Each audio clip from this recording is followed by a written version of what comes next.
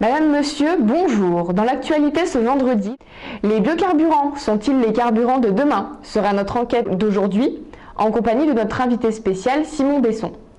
Enfin, nous reviendrons sur les soucis sociaux créés par la race bovine. En effet, des actions polémiques ont été menées à l'encontre de ces mammifères pour, je cite, les empêcher de prendre le pouvoir sur les hommes, comme l'a si bien dit Vladimir Poutine lors d'une interview avant-hier soir. Commençons avec l'enquête du jour. Les biocarburants sont-ils les carburants de demain ?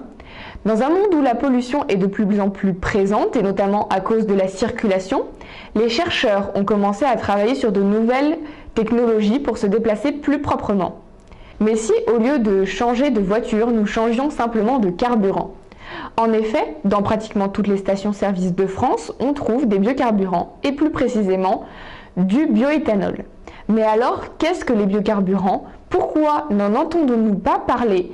Et sont-ils vraiment les carburants de demain? Tant de questions auxquelles nous tenterons de répondre. Pour nous éclairer, j'ai le plaisir d'accueillir le chercheur en biocarburants, Monsieur Simon Besson. Bonjour. Bonjour Monsieur Besson. Vous êtes chercheur en biocarburants, dites-en-nous plus sur ces carburants propres. Donc le biocarburant peut remplacer le pétrole. Il est d'origine végétale et il y a 3 biocarburants possibles, donc soit liquide, soit gazeux, soit solide. On retrouve en général le biodiesel et le bioéthanol. Aujourd'hui, on va s'intéresser aux biocarburants liquides. Donc, dites-nous par exemple comment sont fabriqués le bioéthanol. Donc le bioéthanol est fabriqué à base d'alcool et il est extrait du maïs, de la canne à sucre ou de la betterave.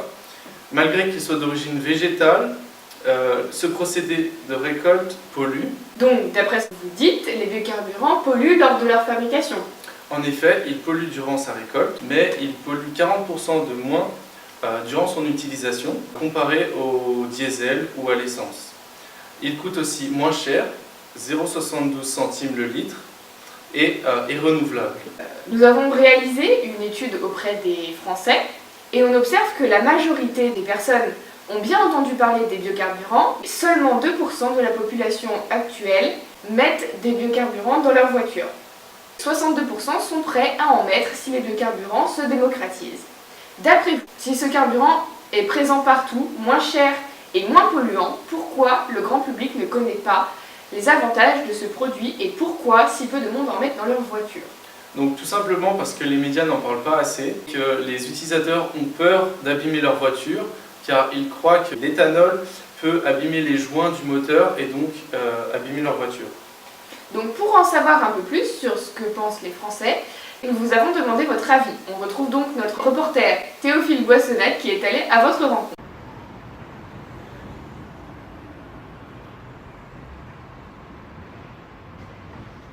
A few moments later. Oui, merci Chloé. Donc je me trouve devant cette station-service d'Annecy en Haute-Savoie où on peut trouver une pompe de bioéthanol. Donc on va demander à ces automobilistes s'ils connaissent les biocarburants. Donc connaissez-vous les biocarburants? Oui. Les biocarburants? Oui. Non, enfin de nom comme ça, mais je commence. Oui. De nom? Le nom? De nom.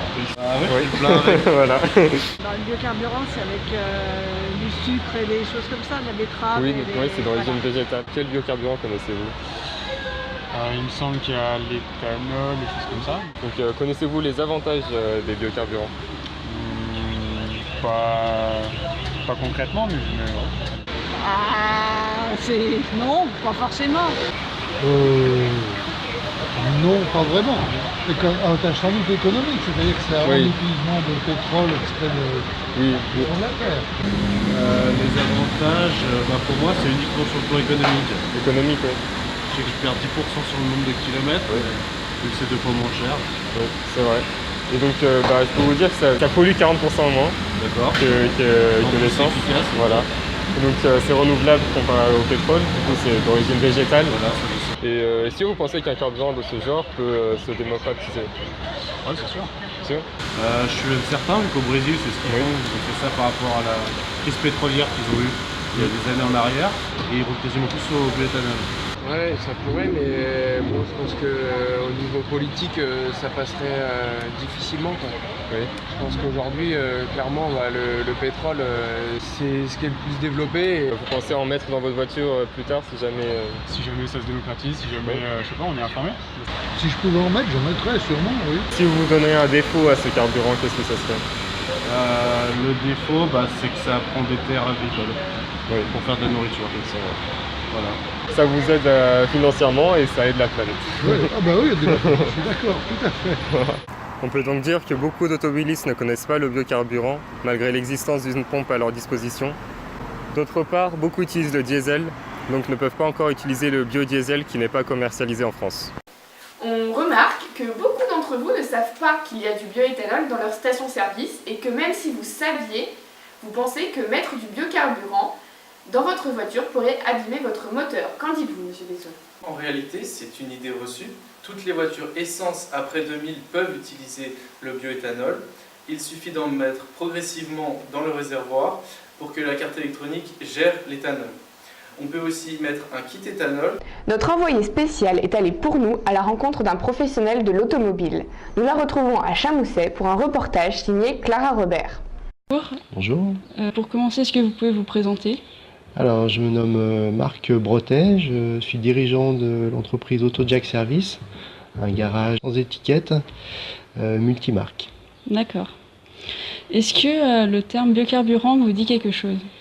Oui, il y a plusieurs biocarburants aujourd'hui sur le marché, bioéthanol étant aujourd'hui le seul vraiment biocarburant. D'après vous, est-ce que les biocarburants en général pourraient devenir les carburants du futur?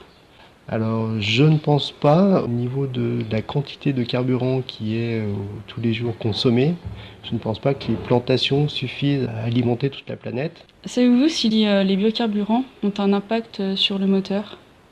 Alors, les moteurs qui tournent au biocarburant ont été prévus pour tourner avec ce mélange. De plus, est-ce que vous connaissez les kits éthanol? Ces kits s'adaptent sur des véhicules qui ont des moteurs qui ont été prévus à la base pour tourner en biocarburant. Le kit permet de tourner aux deux carburants en modifiant les caractéristiques moteurs. Et enfin, est-ce que vous en mettrez dans votre voiture? Alors si le moteur est prévu pour et que ça pose aucun problème de rendement, pourquoi pas, sans problème. Sur le long terme, même les professionnels pensent que les biocarburants ne sont pas une solution viable. Mais pour le moment, les biocarburants constituent une alternative moins polluante aux carburants standards. En effet, nous mettons tout en œuvre pour développer et médiatiser le biocarburant.